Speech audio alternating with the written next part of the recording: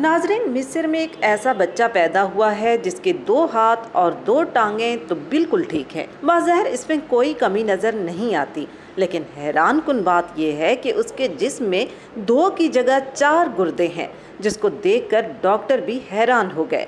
मिस्र मीडिया के मुताबिक ये पैदा हुआ तो इसके तमाम टेस्ट किए गए जो सब नॉर्मल थे।